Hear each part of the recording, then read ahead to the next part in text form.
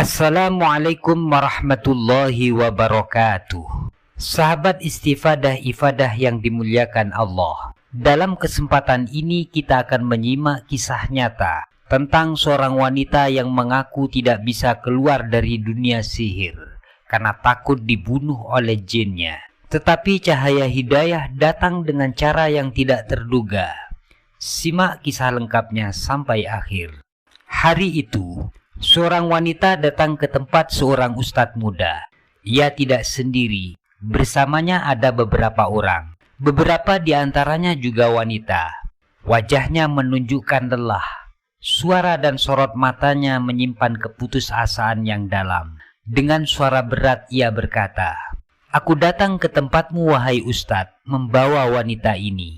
Kami sudah berkeliling ke berbagai tempat, dari satu dokter ke dokter lain, dari satu kota ke kota lainnya, tetapi tidak juga kami temukan kesembuhan. Bahkan kondisinya semakin parah secara jasmani maupun rohani." Wanita itu melanjutkan, "Kami telah mencoba segalanya, dari pengobatan medis hingga terapi spiritual, tapi hasilnya nihil. Akhirnya kami memutuskan untuk membawanya ke sini untuk ruqyah." Ustadz itu memandangnya dalam-dalam. Dan dari pembicaraan mereka, ia menangkap sesuatu yang aneh. Dari kata-kata yang tidak langsung, dari isaroh yang samar, ia menyadari satu hal. Wanita itu bukan orang biasa, ia seorang penyihir. Tetapi sang wanita tidak pernah mengakuinya secara langsung. Ia tidak bilang bahwa ia bersekutu dengan jin dan setan. Namun ustadz itu bisa merasakannya. Hati orang beriman mengenal kegelapan. Ustadz itu pun bertanya, "Apakah kamu telah melakukan sesuatu terhadap wanita ini? Mungkin mencoba menyembuhkannya dengan caramu." Wanita itu tiba-tiba menatap tajam, heran dan marah. "Dari mana kau tahu? Siapa yang memberitahumu? Apakah kamu juga seperti aku?" Ustadz itu menjawab dengan tenang, "Tidak, aku bukan seperti kamu. Tapi hatimu sendiri yang berbicara. Hati manusia bisa saling mengenal." Perempuan itu terdiam. Ia lalu duduk. Tetapi belum 5 menit ustadz itu mulai berbicara. Tiba-tiba tubuhnya mulai bereaksi aneh. Wajahnya pucat, tubuhnya menggigil, berkeringat, bersendawa, mengerang, kepalanya terasa sakit luar biasa. Ia keluar masuk ruangan, muntah, berjalan tidak menentu, kadang duduk, lalu berdiri, lalu jalan lagi. Matanya liar, napasnya berat. Ustadz itu menyadari satu hal. Jin-jin yang bersama wanita itu tidak tahan berada di tempat suci. Mereka kesakitan, terbakar oleh ayat-ayat Allah yang menggema dari dinding ruangan itu. Lalu wanita itu berkata lirih, seakan putus asa, "Demi Allah, aku tidak tahu apa yang sedang terjadi padaku. Jantungku berdetak keras. Tubuhku seperti dialiri sesuatu. Aku bahkan tidak bisa melihatmu dengan jelas. Apakah kau sama sepertiku?" "Tidak," jawab sang ustadz tegas. "Aku berbeda jauh, seperti arah timur dan arah barat." Wanita itu lalu berkata pelan, "Aku ingin tidur. Aku tidak kuat, bahkan untuk bicara pun aku sudah tidak sanggup." Tubuhnya lelah, suaranya gemetar, wajahnya seperti orang yang tidak tidur berhari-hari. Ustadz itu lalu bertanya, "Bagaimana kamu mengobati wanita yang kau bawa bersamamu?"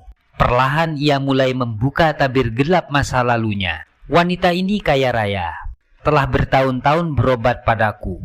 Aku telah mencoba segalanya, dari ritual syirik, darah hewan, kuburan angker, lembah-lembah sepi yang diminta para jin. Bahkan kami telanjang dan membasuh tubuh dengan darah sebagai persembahan, tapi tidak ada hasil, justru kondisinya semakin parah. Kadang-kadang jin memang memenuhi permintaan kami, tetapi saat kami pulang, semua menjadi lebih buruk."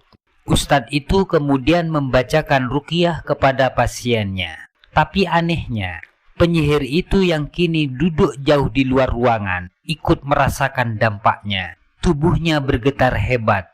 Ia muntah, mobil yang ia tumpangi berguncang. Seakan ada sesuatu yang meledak dari dalam dirinya. Subhanallah. Beberapa sesi ruqyah pun berlalu. Dan dengan izin Allah Subhanahu wa Ta'ala, wanita yang dulu tidak kunjung sembuh akhirnya pulih, tenang, dan damai. Beberapa waktu kemudian, penyihir itu datang kembali menemui Ustadz. Ia membawa hadiah, barang-barang istimewa, tapi Ustadz itu menolak. Aku mohon maaf, aku tidak bisa menerima harta dari sihir, dari syirik, dan dari jalan yang Allah haramkan. Wanita itu berkata, kalau begitu, izinkan aku mengirimkan pasien-pasienku kepadamu. Aku percaya keberkahan ada padamu. Bukan padaku, jawab sang ustadz, tapi pada Al-Quran, pada sunnah Rasulullah, dan pada yang Allah halalkan. Apa syarat jika aku ingin bekerja sama denganmu? Bertobatlah, tinggalkan dunia jin dan setan, hanya itu jalannya. Ia menjawab lirih, aku tidak bisa. Para setan itu akan membalas dendam. Aku telah mempunyai perjanjian dengan mereka. Kalau aku tobat, mungkin mereka akan membunuhku.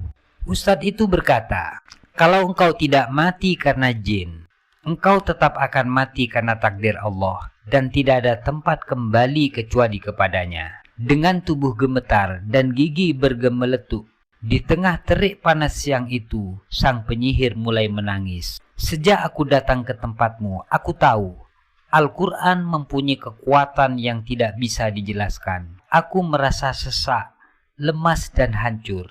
Tapi aku juga tahu, itulah cahaya hidayah yang sedang mengetuk jiwaku. Dan saat itu ia mulai berubah. Dulu ia datang kepada sang ustadz dengan tubuh kotor, bau yang menusuk, aura kelam. Kini ia datang dengan wangi, bersih dan lembut. Setiap mandi, katanya tubuhnya sakit, karena mandi bagi penyihir seperti perang melawan bala tentaranya sendiri. Tapi ia melawan, ia ingin berubah. Dan ustadz itu membimbingnya, perlahan, sabar dengan kasih sayang, sampai akhirnya wanita itu benar-benar bertaubat.